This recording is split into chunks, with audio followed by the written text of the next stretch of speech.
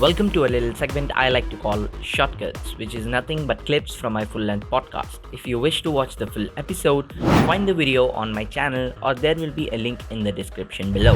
Hey, what's up, guys? Welcome back to the channel and to the first ever episode of my podcast, which I haven't named yet. Hopefully, by the second episode, I will come up with a good name. Till then, enjoy the first episode.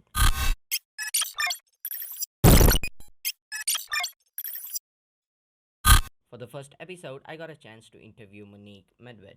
She is a fellow YouTuber and an inspiring content creator. Her life lessons and travel films have not only inspired me but hundreds of others. In today's session, we talk about her experiences, the lessons she learned on her journey, and her opinion on life. So, without wasting any more time, let's start the episode. Firstly, for the viewers who are watching and who don't know you, would you want to please introduce yourself to them?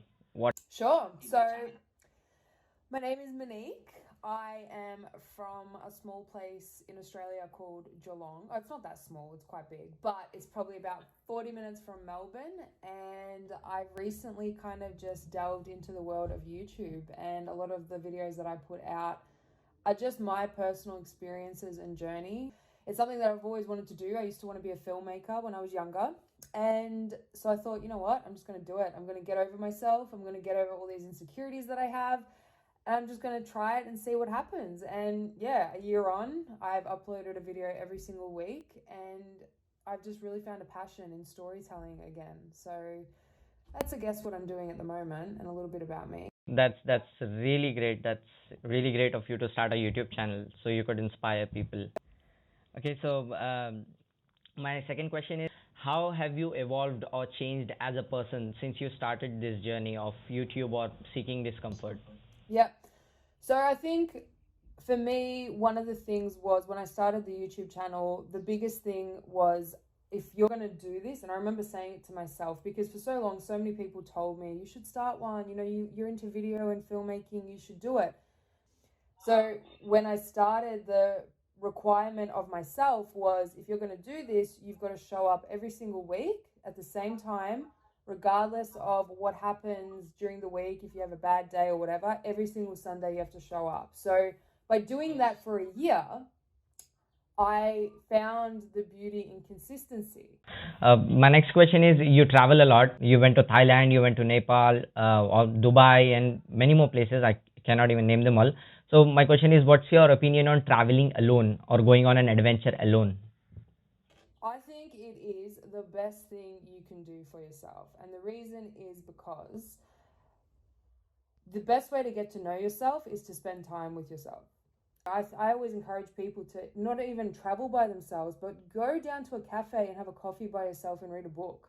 Because when you travel alone as well and you're meeting people, they don't know you. They don't know who you are. So you actually get to be completely 110% yourself without any of the, oh, this is what I do for a job, this is where I went to school, this is, what my family's like and, my background. It's like you're meeting someone for the first time as you and completely you. And there's a real beauty in that, because when you're surrounding yourself with people who get to see you for who you are, you don't have to pretend to be someone you're not. Yeah, I recommend traveling alone any day. I prefer to travel alone now more than with people. Wow. So my next one is, who is the most interesting person you have met while you were traveling, and why?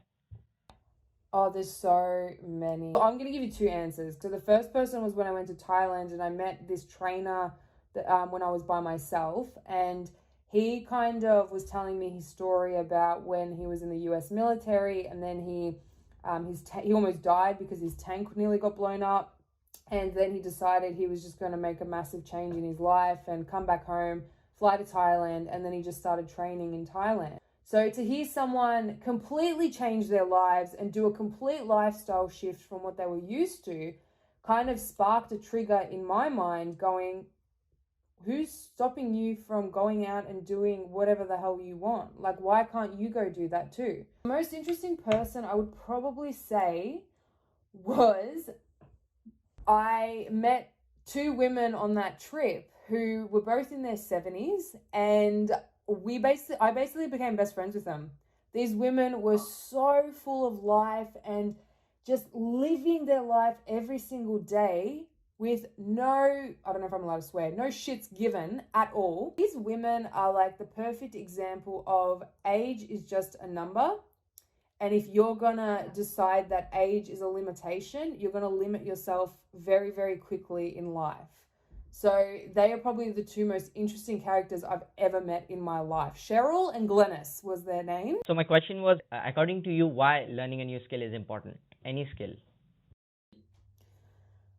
I think just learning in general, like learning something new. Personally, I think it triggers something in us, like our inner child that enjoys.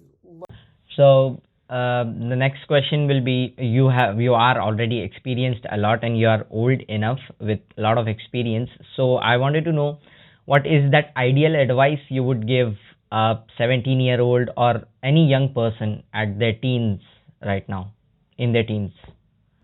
Yeah. I think it's kind of what I live by at the moment. It's really simple advice, but wherever you are right now is exactly where you're meant to be. And I think when you get to a certain age, whatever age that is, you start to see that wherever you are, all the things that have happened in your life previously have led you to that moment. And whether it's a good place, a bad place, that place is teaching you something.